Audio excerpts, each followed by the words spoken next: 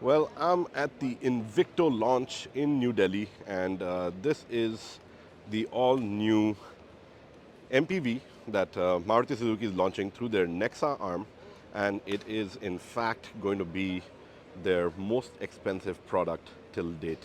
I'm starting from the back for a very good reason because from here you can see that it already holds similarity to the Toyota, and it essentially shares just about everything with it.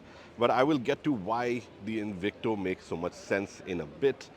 But first, let's take a look at what this new premium MPV is all about.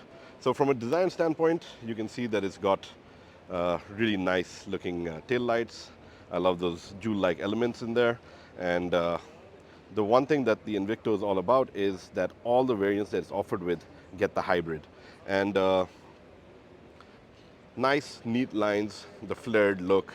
It rides on 17-inch wheels, and it's got the entire captain row seating over here. You can see that the seat has been pushed forward as a demonstration on how to get into the rear. Lots of leg room and a very well appointed overall cabin. Even the third row is set to seat 3 adults rather easily. Up front, you can see that it's got a nice layout. I'm going to move around to the other side and give you a better view of that. But as I do, you can see that you've got the tailgate that's automated, so that's a great touch as well. And getting up front, we've got this entire sort of crowd that I have to deal with. But yeah, getting up front, you can see that the Maruti logo sits proud on that grille, nice chrome touch, very premium, great looking headlights as well. And overall, it shares its silhouette with the Toyota, but still looks very premium and rather up class. But I will be driving the Invicto quite soon, so I'm going to have a review out on the channel as well. In fact, within the week. But this is the launch. This is where the vehicle has come out, and we are getting to get a glimpse of it here in a rather crowded stage area. But as I promised, let me get back to the interiors just to give you a glimpse over there. This is what it looks like. This is what you get to see. And nice big large touchscreen. You've got this entire console over here. It's all very well done, very neatly integrated, and probably the best we've ever seen on a Maruti product till date. But more on that on the drive. And you've also got the nice panoramic sunroof. Thank you, Manav, for pointing that out. Manav, another dear friend, fellow vlogger, blogger, journalist, and I think I'm in his frame, but yeah, you've got the nice panoramic sunroof, a nice spacious cabin, and it is a very good looking cabin at that. Under the hood, what you get is a 2-liter strong hybrid petrol, and this is exactly what you get under the hood of the hybrid versions of the Toyota as well.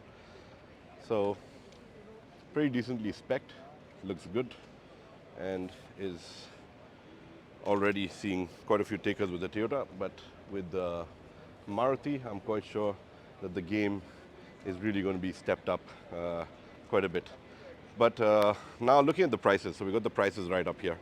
I've got 3 variants. You've got the Zeta Plus, which is a 7-seater for 24.79, the Zeta Plus 8-seater, which is 24.84, and the Alpha Plus 7-seater, which is 28.42. Now, all of these are essentially hybrids. So there's no non-hybrid version like what Toyota offers. Maruti's gone all hybrid with the Invicto. And while the prices are out there, and this is the most expensive Maruti product in the market currently, you must be wondering, how does it work? Like, you've got the Toyota out there, now you've got Maruti coming out with the Invicto. So how is this exactly going to work? So that's the fun part, because what we've gotten to know is that price for price, as you can see back there, the Invicto is a little lower, but then it's also differently spec'd. So it's about coming down to the specifications, it's coming down to the elements that you get on board. while a lot of the stuff is standard, I mean, you've got great amounts of safety, you've got your nice smart play Magnum, infotainment system on board, all of that. So, but at the same time, if you remember, the Toyota Innova Hycross gets these really cool Ottoman seats at the rear, which the Invicto doesn't. And like that, there are a few set features that have been changed between the two companies. And the Invicto therefore slots in to a very neat sort of price bracket where it's not really competing with any particular variant of the Hycross. And that's how this entire marriage works, because Maruti and Toyota obviously work it out on who gets what, and they place their variants rather strategically to give you a rather large spectrum to choose from. But depending if you want to be a slightly more price-sensitive consumer, then the Invicto comes in, with the top model being about $1.5 lakh cheaper than what Toyota offers. If you're someone who needs all the bells and whistles and more, then you've got a Toyota that sort of fits the bill. But either way, the company is the winner, because they are essentially rolling off the same line. It is Toyota doing the engineering over here, so you're getting all of that.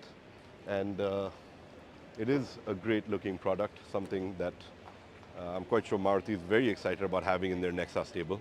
It takes their total count up to about, I think, 8 products now across the Nexa range. The Invicto will be offered in 4 colors, one being the Nexa blue, the other one being this really nice beige. They have a white and a slightly darker gray as well. And a very stylish looking vehicle. As you can see, there's a lot of crowd out here. Everybody's checking out the various features. The tailgate is a very popular feature. You've got about 690 liters of boot space if you fold down the third row. And that is more than decent to get in a bunch of bags and a lot more. So all in all, interesting product for Maruti to have in the market. It is, again, from their tie-up with Toyota, and it is something that does manage to stand apart. So there is really no confusion on, should you buy an Invicto over Hycross, because they sort of slot into various segments, and it's all about the pricing and the features. So make sure you go through that before making your choice. Either way, you get largely the same vehicle. It's the same engine, same platform, and all of that. The ride quality is expected to be the same as well. And it is such a good looking machine. So you've got an MPV with SUV design style cues that really stand out. And to be honest, we've not seen a Maruti like this before. So it is exciting on that count. More from the drive on how it performs, how the smart hybrid feels, and all of that. But if you do have any questions, feel free to write in. Feel free to let me know what you think about the Invicto. If you have any comments you want to share with me, or you have anything to state about knowing more about the features or the colors, do write in. I love hearing from all of you. It is one of my commitments at Motorscribes to always answer all the questions that I do get. So keep those questions coming in. You can write to me in the comment section below. And don't forget to like, share, and subscribe. And I hope you like this rather raw but informative walk around with the Invicto.